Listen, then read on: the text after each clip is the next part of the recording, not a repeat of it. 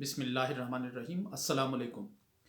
News analysis کی نئی episode کے ساتھ میں ہوں سید عارف بہار۔ ناظرین، میری خواہش ہوگی کہ گفتگو کے آغاز پر آپ اس چینل کو سبسکرائب کریں اور بیل آئیکن پر کلک کریں تاکہ ہمارے درمیان یہ جو گفتگو کا ربط و تعلق ہے یہ قائم اور برقرار رہ سکے۔ ناظرین، آج 5 فروری ہے اور پاکستان میں بھر میں اور پاکستان سے باہر بسنے والے پاکستانی آج اس دن کو یوم یکجہتی کشمیر کے طور پر مناتے ہیں۔ یہ شاید منایا جانے والا اپنی نوعیت کا واحد دن ہے کہ جس دن کے ساتھ کوئی ایک واقعہ، کوئی ایک سانحہ، کوئی ایک حادثہ منسوب نہیں ہے، بلکہ یہ ایک طویل تحریک اور طویل جد و جہد کے ساتھ وابستہ اور اس کے ساتھ یکجہتی کا دن ہے۔ ایک طویل مزاحمت کے ساتھ انداز یکجہتی ہے اور اظہار یکجہتی ہے۔ 5 فروری اکثر لوگ سوال پوچھتے ہیں، جو نئی جنریشن ہے، کہ 5 فروری کو کشمیر میں یا کشمیر سے باہر ایسا کیا ہوا تھا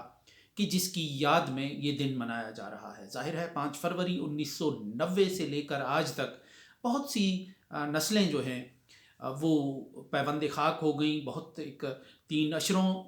پہ محیط ایک عرصہ ہے اور بہت سی نسلیں جو اس وقت کچھ تو پیدا ہو کر جوان ہو گئیں اور کچھ ایسے لوگ تھے جو اس وقت ماؤں کی گود میں تھے، اب وہ جوانی اور ادھیڑ پن کی دہلیز پر کھڑے ہیں۔ تو ظاہر ہے ان کے ذہنوں میں یہ سوال بنتا ہے کہ اگر 13 جولائی منایا جاتا ہے تو اس دن کے حوالے سے ایک مخصوص واقعہ اور حادثہ اور سانحہ منسوب ہے۔ اسی طرح اگر 24 اکتوبر منایا جاتا ہے تو وہ بھی ایک تاریخی دن کی یاد میں منایا جاتا ہے، اس کو تازہ رکھنے کے لیے منایا جاتا ہے۔ کشمیر کے حوالے سے تقریباً تمام دن منائے جاتے ہیں وہ کسی نہ کسی حادثے کے ساتھ منسوب ہوتے ہیں اور اس واقعے کے رد عمل میں یا اسے یاد کرنے اور اس سے طاقت، توانائی اور تگ و تاز حاصل کرنے کے لیے منائے جاتے ہیں۔ لیکن یہ واحد دن ہے کہ جو کسی ایک واقعے اور حادثے کے ساتھ منسوب نہیں ہے۔ 1980 کا اواخر کا زمانہ تھا کہ جب سرد جنگ کی جو ایک کیفیت تھی عالمی سطح پہ، وہ اب ایک فیصلہ کن موڑ میں داخل ہو گئی تھی اور 2 بڑی طاقتیں یا 2 بڑے بلاکس کے درمیان جو معاصرانہ چشمک تھی، جو کشمکش تھی، وہ کشمکش اب ایک نئے انداز میں ڈھل رہی تھی۔ کسی کے اعصاب چٹخ رہے تھے تو کہیں عوامی جذبات کا جو لاوا ہے وہ ریاستوں کے جبر اور ریاستوں کے ڈھکن سے پریشر کوکر کے بھاپ کی طرح وہ جو لاوا ہے وہ باہر نکلنا شروع ہو رہا تھا۔ ایران کا انقلاب ایک اس خطے میں ایک بہت بڑی تبدیلی تھی جس نے اپنے ملک سے امریکہ کو، جو اس وقت کی ایک بہت بڑی طاقت تھا، اس کو کھدیڑ کر رکھ دیا تھا، ادھیڑ کر رکھ دیا تھا، نکال باہر کر دیا تھا۔ اس کے ساتھ ہی ایک افغانستان میں جو ایک کشمکش چل رہی تھی پرچم اور خلق کی اور دوسرے مجاہدین جو تنظیمیں تھیں جو ابھی مسلح نہیں ہوئی تھیں، ان کے درمیان ایک کشمکش تھی۔ اس کشمکش کو قابو پانے کے لیے سوویت یونین نے اپنی افواج افغانستان میں داخل کر لیں اور یوں افغانستان میں ایک مزاحمت شروع ہو گئی اور اس مزاحمت کو ان قوتوں نے جو سوویت یونین کے ساتھ حساب چکانا چاہتی تھی، برابر کرنا چاہتی تھی، نعمت غیر مترقبہ سمجھ کر اس کی مدد کرنے کا فیصلہ کیا۔ پاکستان سقوط مشرقی پاکستان کے نتیجے میں اور شملہ معاہدے کے نتیجے میں خاصا ڈیفینسو ہو چکا تھا، مورائل ڈاؤن ہو چکا تھا اور اس کے اثرات جو فطری اثرات ہیں وہ کشمیر پر بھی مرتب ہو گئے تھے۔ شیخ محمد عبداللہ اپنی 22 سالہ نظر بندی کے خاتمے کے بعد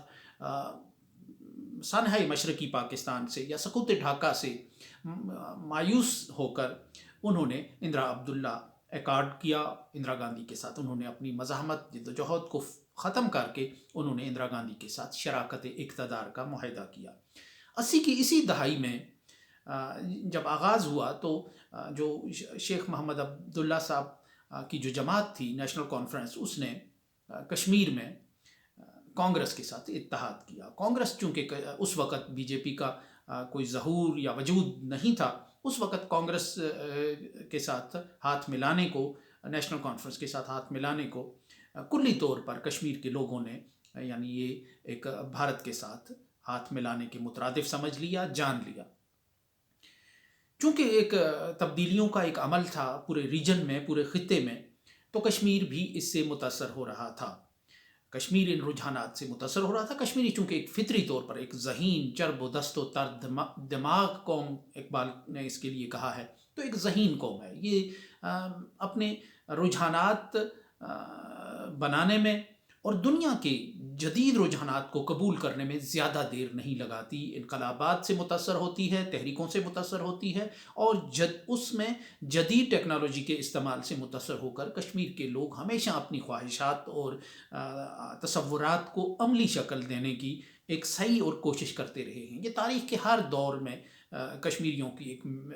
پہچان اور شناخت رہی ہے کہ انہوں نے جب بھی، کیونکہ کشمیر کا زیادہ تر جو عرصہ ہے وہ غیر ملکی طاقتوں کی غلامی میں ہی گزرا ہے، تو جو ظاہر ہے اس عرصے میں وہ ایک مذبوح پرندے کی طرح تاریخ کے ہر دور میں کشمیر پھڑپھڑاتا رہا ہے۔ کشمیر کے لوگوں نے ہر دور میں قربانی دی ہے اپنے اوپر غلامی کی جو چادر ہے اس میں پہلا چھید کرنے کے لیے۔ تو یہ جو 80 کی دہائی کے اواخر میں دنیا میں انقلابات کے ایک نئے سلسلے سے گزر رہی تھی، کشمیری بھی اس سے متاثر ہو رہے تھے۔ اس عرصے میں 1987 میں کشمیر میں ریاستی اسمبلی کے انتخابات ہوئے۔ کانگریس اور نیشنل کانفرنس کا چونکہ اتحاد تھا، اس کے نتیجے میں کشمیر کی سیاست اور کشمیر کے سماجیات میں ایک طاقت کا خلا پیدا ہو گیا تھا۔ یعنی یہی دو جماعتیں پاور پالیٹکس میں ایک دوسرے کی حریف ہوتی تھیں، لیکن جب یہ دونوں جماعتیں متحد ہو گئیں تو ایک سپیس پیدا ہو گئی، ایک خلا پیدا ہو گیا۔ اس سپیس اور اس خلا کو پر کرنے کے لیے پھر 9 جماعتی مسلم متحدہ محاذ کے نام سے ایک اتحاد قائم ہوا، جو ایک ریڈیکل نظریات رکھنے والی سیاسی جماعتوں کا اتحاد تھا۔ اس میں کچھ عوامی حمایت رکھنے والی، کچھ ویٹیج رکھنے والی جماعتیں بھی تھیں، کچھ خانہ پوری کی جماعتیں بھی تھیں، لیکن یہ ایک نظریاتی اور سمبولک حیثیت میں یہ اتحاد سامنے آیا، اور کچھ مضبوط پاکٹس میں اس اتحاد نے جو نیشنل کانفرنس اور کانگریس کا اتحاد ہے اس کو ٹف ٹائم دینے کا ایک سلسلہ شروع کیا۔ لیکن اور مسلم متحدہ محاذ میں برملا اور برسر عام اپنے انتخابی جلسوں میں یہ کہا کہ وہ بندوق کی جو جنگ ہے وہ صندوق سے لڑیں گے۔ انہوں نے کفن بردوش اپنے امیدواروں کو کفن پہنا کر، کفن بردوش کر کے انہوں نے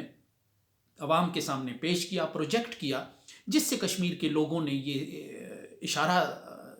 جانا اور اشارہ سمجھا کہ جو مسلم متحدہ محاذ ہے اگر اس کو کشمیر کی اسمبلی میں میجورٹی ملتی ہے، جس کا کوئی امکان اس وقت نظر نہیں آ رہا تھا، تو وہ اس الحاق کو منسوخ کرے گی جو کشمیر اسمبلی نے کیا تھا، یا اس طرح کے کچھ اشارے پا کر کشمیر کے لوگوں نے بہت اس کی حمایت کی، اور ایک نوجوانوں میں اس کا حلقہ پیدا ہوا۔ لیکن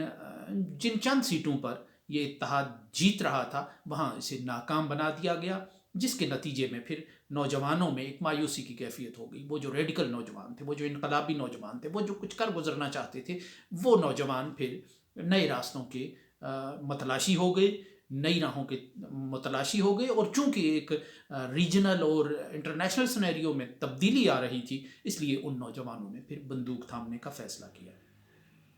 1988 میں 31 اگست 1988 کو کشمیر میں پہلا جو دھماکہ ہوا سینٹرل ٹیلی گراف آفس میں، وہ خطرے کی ایک ایسی گھنٹی تھی جس نے بتا دیا تھا کہ اب یہ جو پرامن وادی ہے یہ آشوب مسلسل کا شکار ہونے جا رہی ہے۔ اس کے بعد کشمیر میں رفتہ رفتہ ایک مسلح کارروائیاں بڑھتی چلی گئیں۔ کشمیر کے جو نوجوان ہیں وہ بہت محدود تعداد میں اس تحریک میں شامل ہو رہے تھے۔ کشمیر کی مین سٹریم جماعتیں، کشمیر کی جو ریڈیکل جماعتیں، حتیٰ کہ مسلم متحدہ محاذ سے تعلق رکھنے والی جماعتیں بھی اس مزاحمت کی، مسلح انداز سے مزاحمت کی حامی نظر نہیں آ رہی تھیں، بلکہ مخالف نظر آ رہی تھیں۔ لیکن اس عرصے میں 2 ایسے واقعات ہوئے جس نے کشمیر کی اس غیر مقبول اور چند نوجوانوں کی اس تحریک کو ایک مسلح اور پاپولر مزاحمت میں تبدیل کیا۔ ان میں پہلا واقعہ جو پی ڈی پی کی چیئرپرسن ہیں محبوبہ مفتی صاحبہ، ان کی بہن ڈاکٹر ربیہ سعید کا اغوا، جس کے نتیجے میں پھر چونکہ ان کے والد مفتی محمد سعید اس وقت بھارت کے وزیر داخلہ تھے، اور اسے بھارت نے ایک اپنی انا کا ایک چیلنج سمجھا کہ ان کے وزیر داخلہ کی بیٹی کشمیر کے حریت پسندوں نے یرغمال بنا لی ہیں، اٹھا لی ہیں۔ تو ڈاکٹر ربیہ سعید کی جو گرفت رہائی ہے یا ان کی تلاش کے لیے پھر جو آپریشن شروع ہوئے، ان میں کشمیر کے لوگوں کو گھروں سے باہر نکالا گیا۔ سردیوں کا زمانہ تھا، نومبر دسمبر کا زمانہ تھا، برف باری تھی، اور راتوں کو ان کو نکال کر سڑکوں پہ کھڑا کیا جاتا رہا، ان کے گھروں کی تلاشی لی جاتی رہی۔ یہ جو کشمیری ایک انا پرست قوم ہے، کشمیر کی ایک باوقار قوم ہے، انہوں نے اسے اپنی توہین، اپنی حد تک اور اپنا ایک بے عزتی قرار دیا کہ انہیں اس طرح گھروں سے نکال کر باہر کھڑا کیا جائے سردیوں کے موسم میں، اور ان کے گھروں میں فوجی جا کر ڈاکٹر ربیہ سعید کی تلاش کریں۔ اس سے کشمیر کا جو عام آدمی ہے، اس کے جذبات ہیں، وہ ان چند نوجوانوں کے جذبات پر ٹیون ہوتے چلے گئے کہ جو بندوق تھامے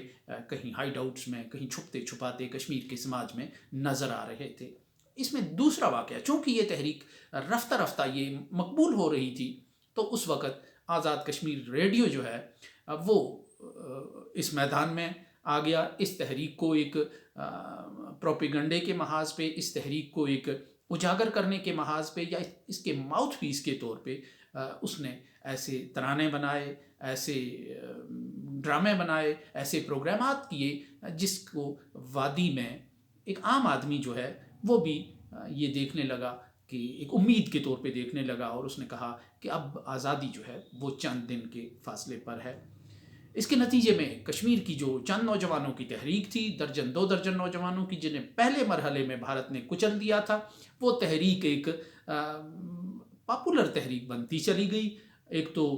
خانہ تلاشیوں کے نام پر، ڈاکٹر ربیہ سعید کی تلاشی کے نام پر، ان کی بازیابی کے نام پر جو کشمیریوں کے ساتھ سلوک کیا گیا، کشمیری اس سے متنفر ہوئے، کشمیری اس سے بیزار ہوئے، اس سے نالاں ہوئے۔ اور دوسرا جو پھر آزاد کشمیر ریڈیو نے ایک امید دلائی لوگوں کو کہ سرحد پار جائیں گے، کلاشن کوف لائیں گے جیسے نعرے، جس نے ایک عام کشمیری نوجوان کو ایک کشش محسوس کرنے لگا اس ساری تحریک میں، اور یوں یہ ایک پاپولر تحریک بنتی چلی گئی۔ جو بھارت نے اس میں ظلم و جبر کا حربہ اختیار کیا، تو اسی رفتار سے، اسی انداز سے کشمیر کے نوجوان اپنا ایک کردار ادا کرنے کے لیے اس تحریک کے ساتھ شامل ہوتے چلے گئے۔ عسکری تربیت کے لیے ان کے قافلے جو ہے وہ منزلوں کی جانب روان دواں ہوتے چلے گئے۔ یہ جب ایک ابھال کی صورت میں سینکڑوں اور ہزاروں لوگوں کے قافلے کنٹرول لائن سے، لیپا سے، نیلم سے اور دوسرے علاقوں سے اترنے لگے آزاد کشمیر میں، تو یہاں تقریباً بڑے شہروں میں، بالخصوص مظفر آباد میں، تقریباً بازاروں میں اور سڑکوں پہ جا بجا عام آدمی جو ہے، مقامی آدمی ہے، وہ تقریباً گم ہو کر رہ گیا، اور چاروں طرف مجاہدین اور حریت پسند اور 22 سے 25 سال کے نوجوان نظر آنے لگے، ان کے قافلے نظر آنے لگے۔ آزاد کشمیر حکومت چونکہ ایک محدود مینڈیٹ کی حامل ہے، اور اس کی اتنی سے نہیں ہے، اور اس کے اتنے اختیارات نہیں ہیں، اس لیے آزاد کشمیر حکومت انہیں سنبھال نہیں رہی تھی۔ حکومت پاکستان خاصے دباؤ میں تھی، بے نظیر بھٹو صاحبہ کی حکومت تھی، لیکن وہ بہت محتاط انداز میں چل رہی تھی۔ لیکن ان پہ چونکہ ایک کشمیر ہاؤس کے بورڈ اتارنے اور باقی جو الزامات کی زد میں تھے، لیکن وہ کچھ کرنا بھی چاہتی تھیں، اور ایک اصولی فیصلہ بھی کیا جا چکا تھا جنرل ضیاء الحق کے حادثے کے بعد کہ اس کشمیر میں چلنے والی جو ایک ہلکے اور دھیمے رفتار سے جو تحریک چل رہی ہے، اس کا بہر طور ساتھ دینا ہے۔ اس عرصے میں چونکہ بہت زیادہ قافلے آ رہے تھے، اور آزاد کشمیر کا یا جو بھی ایک انتظام تھا ان کو سنبھالنے کا وہ درہم برہم ہو رہا تھا، تو قاضی حسین احمد نے اس سارے سسٹم کو ایکسپوز کرنے کا فیصلہ کیا تاکہ وہ پاکستان کے عام آدمی کو اس میں انوالو کریں، اور اس کا جو ان لوگوں کو سنبھالنے کا، ان کی تربیت کا، ان کی رہائش کا جو سسٹم ہے وہ وسیع و عریض ہو، اور وہ ایک سسٹمیٹک انداز میں بنے۔ تو یہ ایک اس کے لیے پھر 5 جنوری کو ایک ہڑتال کی اپیل کی گئی، یعنی 5 فروری کے لیے تقریباً 1 ماہ قبل ایک ہڑتال کی اپیل کی گئی کہ کشمیر سے لوگ آ رہے ہیں، بھارتی مظالم سے تنگ ہو کر آ رہے ہیں آزاد کشمیر، لیکن یہاں ان کو سنبھالنے والا کوئی نہیں ہے، قوم اٹھ کر ان کا ساتھ دے۔ اور اس تحریک کے ساتھ یکجہتی کا اظہار کرے، اس تحریک کی حمایت کا اعلان کرے جو اس وقت بعد یہ کشمیر میں چل رہی ہے، اور بھارت جس کو دبانے کے لیے نت نئے مرکزی قوانین نافذ کر رہا ہے اور اپنی فوج کو بڑھا رہا ہے۔ 1 ماہ کی تقریباً اس عرصے میں تیاریاں ہوتی رہیں۔ اس عرصے میں پھر سب سے پہلے ایک اس پرائیویٹ جو ایک اور سیاسی اپیل کو پھر چونکہ اسلامی جمہوری اتحاد کی حکومت تھی، قاضی حسین احمد صاحب اس کے اتحادی تھے، سو اس کو میاں محمد نواز شریف صاحب نے آن کیا، انہوں نے اعلان کیا، تو پھر ظاہر ہے کہ حکومت پاکستان بے نظیر بھٹو صاحبہ انہوں نے بھی اس کو اونرشپ دی، اور یوں پھر یہ جو دن ہے 5 فروری 1990 کو یہ پھر پوری ریاستی سطح پر منایا گیا۔ ہم اس دن میں، اس پہلے دن میں شریک تھے، نعرے لگانے والوں میں شریک تھے، ساتھ چلنے والوں میں شریک تھے۔ تمام کاروبار حیات معطل ہو گیا، ہر چھوٹے بڑے شہر میں دکانیں، حتیٰ کہ پہلی دفعہ جو تندور ہیں، روٹی والے ہیں، انہوں نے بھی اپنا کاروبار بند کر دیا، اور سیاہ رنگ کے پوسٹر ہڑتال جن پہ بڑے بڑے الفاظ میں لکھا تھا وہ دیواروں پر چسپاں نظر آ رہے تھے۔ بی بی سی نے اس کو رپورٹ کیا، بی بی سی نے کہا کہ یہ پاکستان کی تاریخ میں اپنی نوعیت کی پہلی ہڑتال ہے جس میں پنجاب اور سندھ کے دور دراز جو علاقے ہیں، چھوٹے قصبے اور گاؤں ہیں، وہاں بھی دکانیں اور کاروبار حیات معطل رہا۔ اس ہڑتال کے جواب میں اس وقت حزب المجاہدین جو ایمرج کر رہی تھی ایک نئی عسکری قوت کے طور پر، اس کے کمانڈر ان چیف احسن ڈار تھے، بڑی مشہور شخصیت تھے اس وقت۔ انہوں نے بیان جاری کیا کہ اب ہم زیادہ اعتماد کے ساتھ اپنی تحریک کو آگے بڑھا سکیں گے، کیونکہ اب ہمیں سرحد پار سے اخلاقی اور سیاسی کمک ملنا شروع ہو گئی ہے۔ تو یہ ایک اس 5 فروری کا ایک پس منظر تھا، ایک کہانی ہے کہ جو تاریخ میں رقم ہے، جو تاریخ کا ایک حصہ ہے، اس وقت سے لے کر آج تک اس 5 فروری کو